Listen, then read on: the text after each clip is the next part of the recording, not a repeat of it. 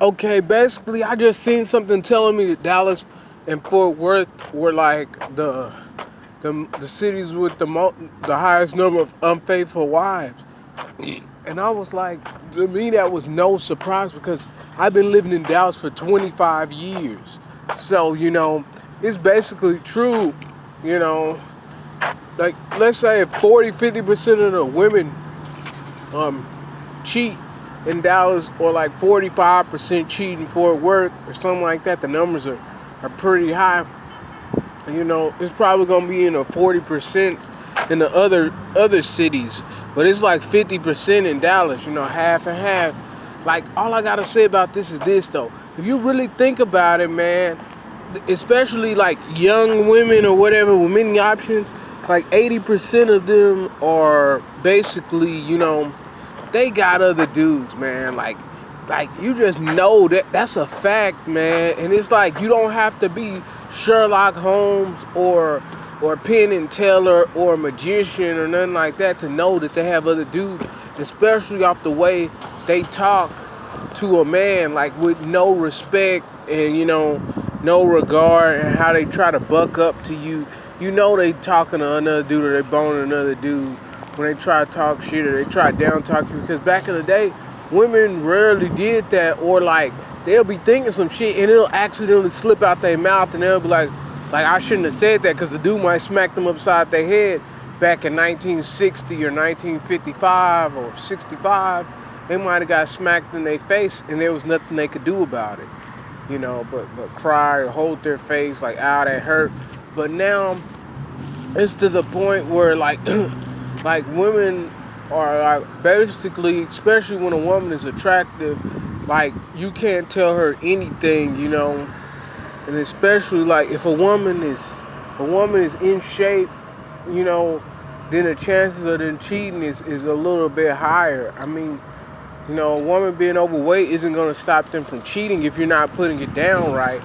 But if a woman is skinny and attractive, you could be putting it down right and doing everything for them as far as taking care of them, paying the bills, and taking care of your kids, and they'll still cheat on you. In Dallas, they'll still cheat on you. You could be 6'2" and 200 pounds, with an 8-inch thing, and you making $100,000 a year, and you got 2 or 3 kids, and you're providing for your kids, and you got a roof over their head, nice car, you got her car, and she might only work 2 days a week. She'll still cheat on you, especially she light skinned too, nigga, boy. And that's exactly what's funny. These dudes keep getting with these light skinned women, like that's gonna really solve anything. But I mean, you know, they'll cheat on your ass, but it's because they light skinned, man. Every dude, especially, it's a lot of dark. I've noticed it's a lot of dark skinned dudes, man. Especially in Dallas or whatever. Think about it. If you got light skinned chick, all them dudes are gonna be hitting on your girl, and then you got lesbians that's gonna be hitting on your girl.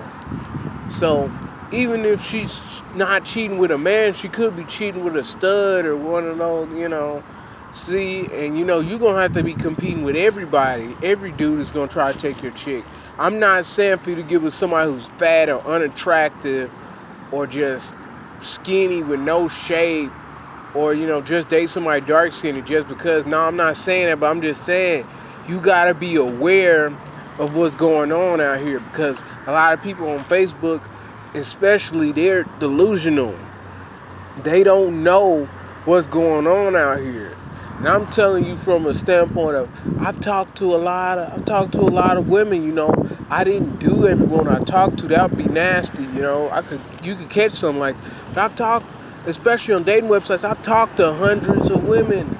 You know what I'm saying? I didn't see 90. I only met about 10% of them, less than 10% of them. But I talked to like maybe 300 women. I might have met a little less than 30. I might have met like 22 of them in person, or 25 of them in person. And I might have went on dates with some of them. I didn't really pay for that many of them. I'm not the paying for dates type. Like, I might have paid for like three or four of them, but they kind of had to be a little good, or they weren't, they weren't overweight, or they were looking right to me. You know what I'm saying? Like, but like, man, yeah. Basically, that's all I want to say.